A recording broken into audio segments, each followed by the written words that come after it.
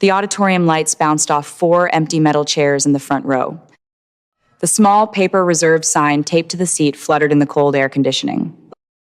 I smoothed my graduation gown, pressing my thumb hard into the heavy velvet trim. My phone buzzed against my leg. A message from my mother lit up the screen. Instead of congratulations on earning my master's degree, it was a demand. We need $5,000 for your sister's 18th birthday gala by tomorrow. My jaw locked. The auditorium lights bounced off 4 empty metal chairs in the front row. The small paper reserve sign taped to the seat fluttered in the cold air conditioning. I smoothed my graduation gown, pressing my thumb hard into the heavy velvet trim. My phone buzzed against my leg. A message from my mother lit up the screen. Instead of congratulations on earning my master's degree, it was a demand. We need $5,000 for your sister's 18th birthday gala by tomorrow. My jaw locked. I opened my banking app, typed in exactly $1, added a note saying, "Congrats," and hit send.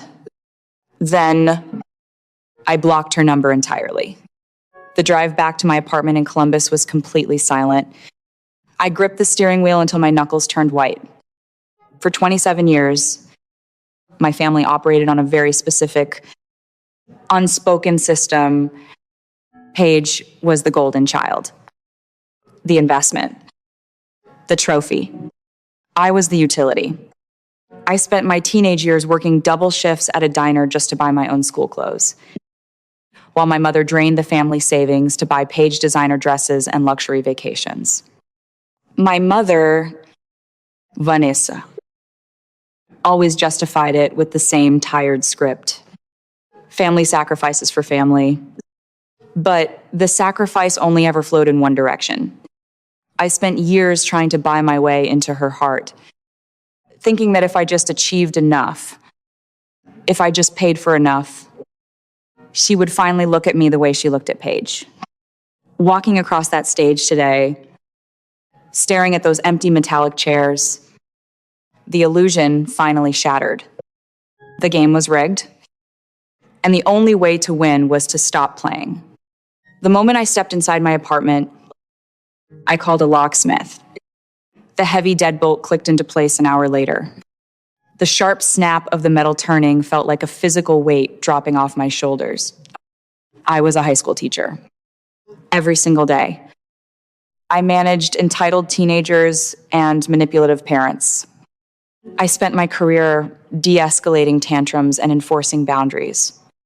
It took me far too long to realize I needed to apply those exact same professional skills to my own mother. Vanessa's retaliation came fast, and it came armed.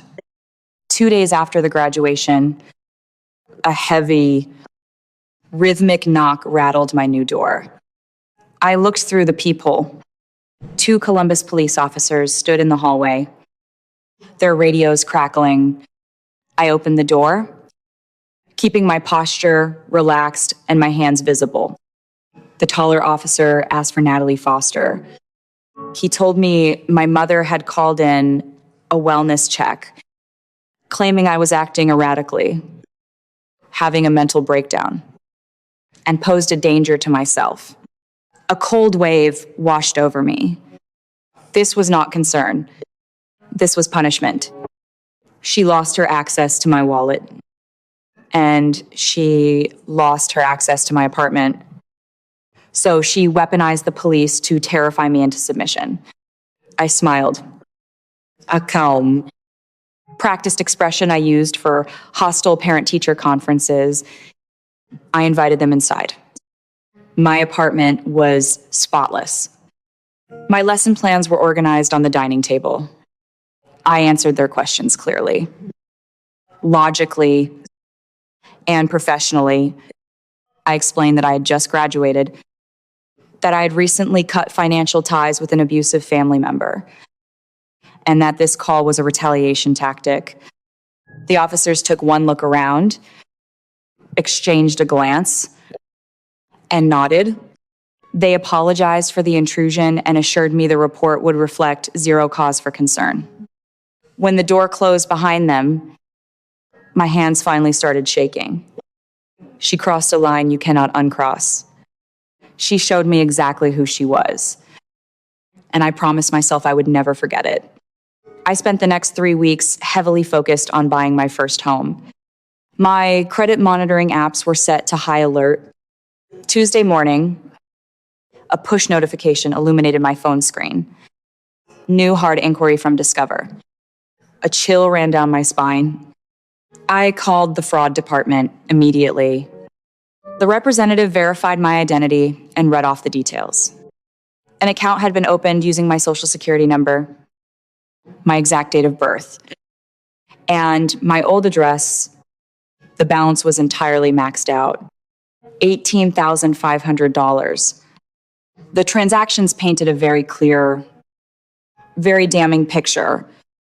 Deposits for a luxury venue in New Albany, high-end catering, a professional DJ. Vanessa did not hack a mainframe. She did not guess a password. She used the physical social security card and old tax forms I had trusted her to keep safe in the family lockbox since I was 16 years old. She weaponized my own biology and my own trust to fund her golden child's party. The betrayal sat heavy in my chest. A suffocating, dense block of ice.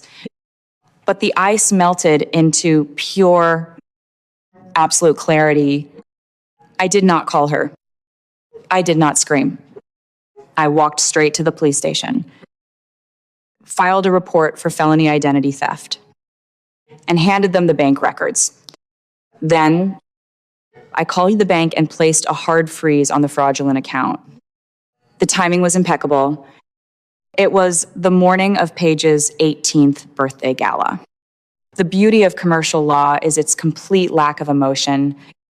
I did not need to crash the party. I did not need to confront my mother in front of her high society friends. The venue manager did it for me. At 8 o'clock that night, under the glittering chandeliers of the New Albany Banquet Hall, the final pre-authorization charge for the catering and the open bar processed, it hard bounced against the frozen card. The venue manager, a man legally obligated to protect his business from massive financial loss, marched onto the dance floor. He signaled the DJ. The music cut abruptly. The harsh, blinding fluorescent cleaning lights flickered on, washing out the expensive ambient glow. 150 wealthy guests fell dead silent. The manager demanded immediate alternative payment from Vanessa. Her meticulously crafted social facade crumbled in an instant. The sweat beaded on her forehead. Her eyes darted around the room. Frantic, trapped. My father, Marcus, stood frozen in the corner, his spineless complicity finally catching up to him. Paige stood by the multi-tier cake, sobbing as her wealthy peers whispered and pulled out their phones. Vanessa tried to argue, tried to write a personal check, but the manager refused. When she could not produce $18,000, the venue security escorted them out of the building. They were publicly, humiliatingly evicted from their own masterpiece. A narcissist never accepts a loss gracefully. The next morning, Vanessa drove to the high school where I taught. Her plan was entirely predictable. She intended to storm the main office, scream that I was committing elder abuse, and create a fabricated administrative paper trail to prove I was having a mental breakdown. She needed that paper trail to tell the bank investigators that I authorized the cards and was lying to ruin her. She severely underestimated my preparation. 2 days prior, I sat down with my principal and the school resource officer. I handed them the police report regarding the identity theft and the weaponized wellness check. When Vanessa burst through the double doors of the lobby, the resource officer stepped squarely into her path. Before she could even raise her voice, He handed her a criminal trespass warning in front of the entire administrative staff. He escorted her off the property, informing her that if she stepped foot on the campus again, she would leave in handcuffs. Her final desperate attempt to destroy my career cemented her own legal ruin. The following afternoon, my phone lit up with a text from Paige. She did not apologize for the stolen money. She did not ask how I was doing. She demanded that I unfreeze the cards because I had ruined her life and embarrassed her on social media. I took a screenshot of the message for the detective handling the fraud case, replied with a single thumbs up emoji, and blocked her. The absolute silence that followed was the sweetest sound I had ever known. 4 months later, the justice system delivered its final receipt. The bank's fraud division, armed with the police report and my mother's undeniable signatures on the venue contracts, cleared my name entirely. Vanessa was forced to assume the crushing debt and faced a formal indictment for the theft. My father lost his standing at his firm when the rumors of the investigation bled into his professional circles. The community they tried so desperately to impress quietly shunned them. I did not celebrate their downfall. I simply observed it from the quiet, unshakable peace of my new home. When you survive a toxic family system, the hardest part is not the initial break. The hardest part is the silence that follows. The empty space where the chaos used to live. For years, I believed that if I just endured a little more pain, if I just proved my worth a little harder, they would eventually love me. But a bottomless pit does not care what you throw into it. It only knows how to consume.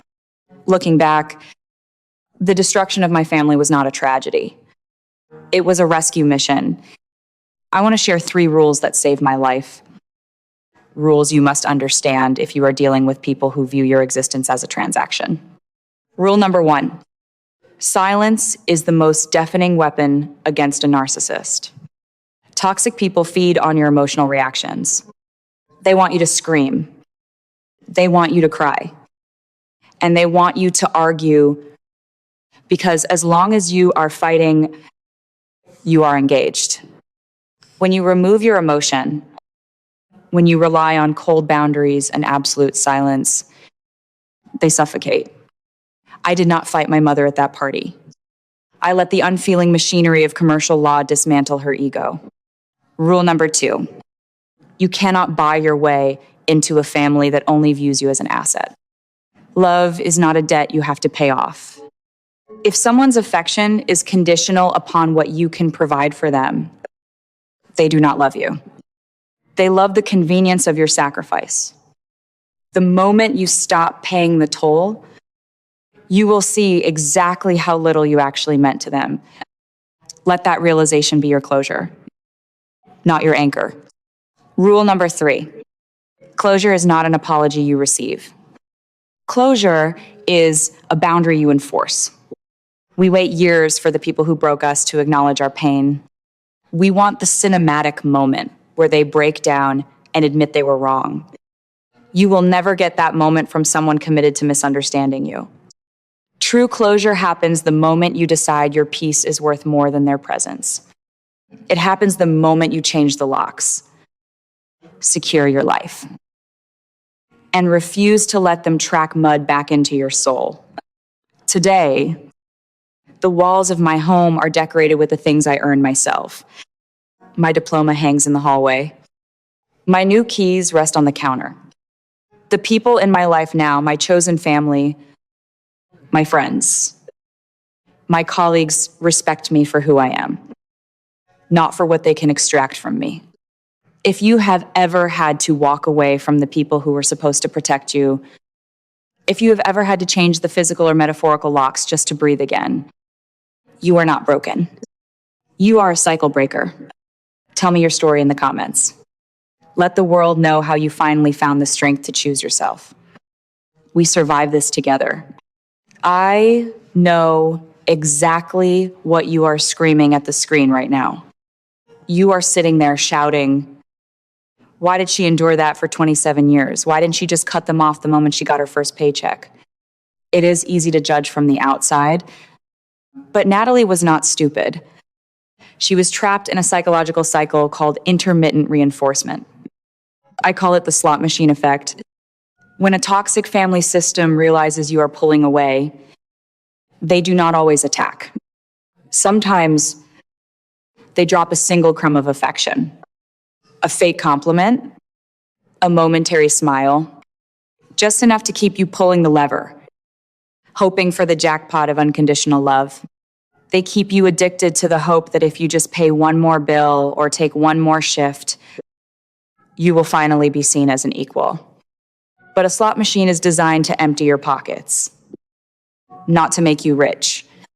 Now, let us talk about the absolute masterclass in self-defense we just witnessed. Notice how Natalie did not rely on movie logic. She did not magically hack her mother's phone or try to pull off some dramatic screaming showdown at the party. Real power comes from logical realism. She followed the money and weaponized the rules. First, she executed the audit strategy. By keeping her credit alerts active, she caught the $18,500 theft immediately. Scammers, even the ones you share a last name with, rely on your negligence.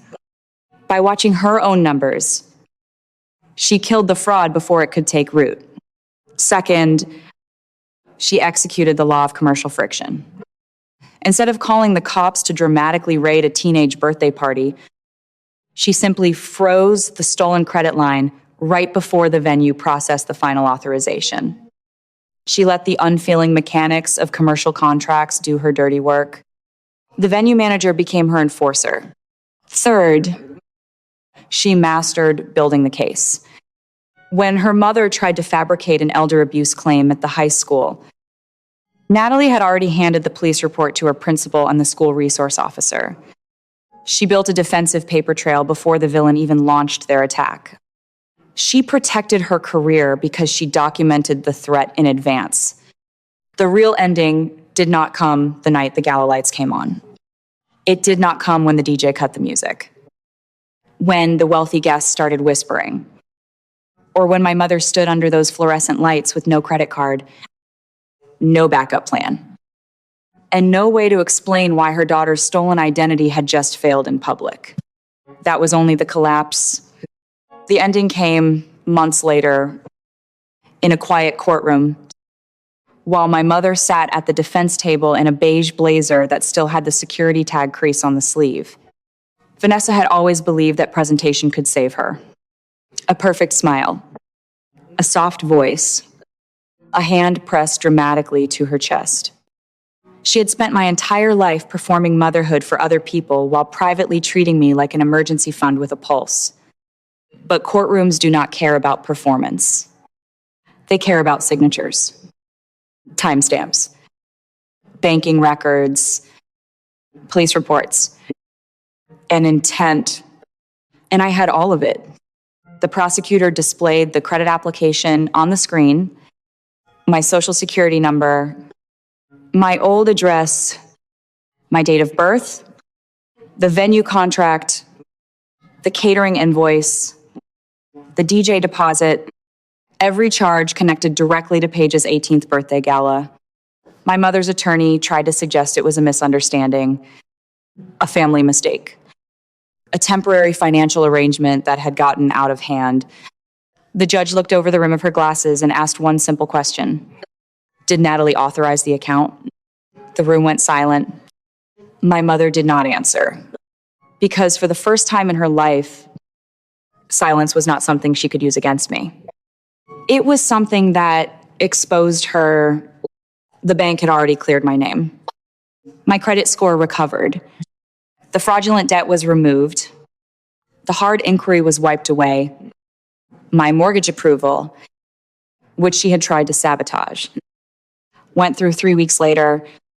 I closed on a small brick house with a blue front door, a narrow porch, and a maple tree in the yard that turned bright red every October. I signed those papers with a hand that did not shake. That is what people do not understand about financial abuse. It is not just about money. Money is the weapon, but control is the target. Vanessa was not simply trying to pay for Paige's party. She was trying to remind me that my life still belonged to her. My credit, my future, my first home, my career, my peace, all of it was supposed to remain available whenever she needed to decorate Paige's world. But the moment I changed the locks, froze the account, filed the report, and refused to panic, I stopped being useful. And to a toxic person, becoming useless is the ultimate betrayal. Vanessa accepted a plea deal: felony identity theft, financial fraud, filing a false report after the wellness check. She avoided prison, but barely. The court ordered restitution, community service, probation, and a permanent no-contact order. She cried when the judge read the terms. But I had learned how to hear the difference between remorse and self-pity. Remorse says, I hurt you. Self-pity says, look what happened to me. My mother was drowning in self-pity. My father, Marcus, sat behind her with his head lowered. He had spent my entire life being spineless in the exact way that protected the loudest person in the room. He never stole my identity with his own hands. He never demanded the $5,000 in that graduation text, but he benefited from the system. He watched Paige get everything. He watched me get used. He watched my mother weaponize my kindness, then called it peacekeeping because he was too weak to call it abuse. After the hearing, he approached me in the courthouse hallway. Natalie, he said, your mother is not well. I looked at him for a long moment. No. I said, she is not sorry. His face crumpled, not because he understood me, but because he realized I was not going to make this easier for him. For years, everyone in that family had depended on my ability to absorb pain quietly. I was the soft landing, the reliable one, the one who would fix the problem, pay the bill, answer the phone, and swallow the insult so nobody else had to feel uncomfortable. But that version of me was gone. I did not yell. I did not explain. I did not list every empty chair at my graduation or every dollar I had given them over the years. I simply walked past him, down the courthouse steps, into the cold afternoon air. My chosen family was waiting outside. 3 teachers from my department, my principal, my friend Leah, who had brought coffee and tissues even though I did not cry. They did not ask me to forgive anyone. They did not tell me I would regret cutting off my family. They did not say, but she is still your mother. They just stood beside me. That is when I realized family is not who demands access to your life. Family is who respects the door when you close it. The first night in my new house, I slept on a mattress on the floor because my furniture had not arrived yet. Boxes surrounded me. The walls were bare. The kitchen echoed, but I had never felt safer. Every key on that ring belonged to me. Every lock answered only to me. Every bill had my name on it because I chose it, not because someone forced my survival into their crisis. A week later, a card arrived in the mail from Paige. No return address. Inside was one sentence. You ruined everything. I stared at it for almost a minute, then laughed. Not because it was funny, because it was perfect. She still did not understand. She thought the embarrassment was the crime. She thought the ruined party was the tragedy. She thought being exposed in front of her wealthy friends was worse than stealing $18,500 from the sister who had just walked across a graduation stage alone.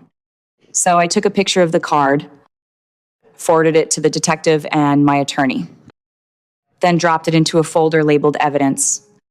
That was the last thing Paige ever gave me. 6 months passed, then a year, then 2. My life became boring in the most beautiful way. I taught my classes. I planted herbs by the porch. I painted the hallway myself. I hosted small dinners with people who showed up on time and never made me feel like I had to earn my seat. I learned how to sit in silence without bracing for the next demand. I learned how to enjoy a paycheck without mentally calculating which family emergency would swallow it. I learned that peace feels strange at first when chaos was your childhood language. For a while, I kept waiting for guilt to arrive. It never did. Grief arrived. Anger arrived. Some nights, loneliness arrived too. But guilt did not. Because deep down, I knew the truth. I had not abandoned my family.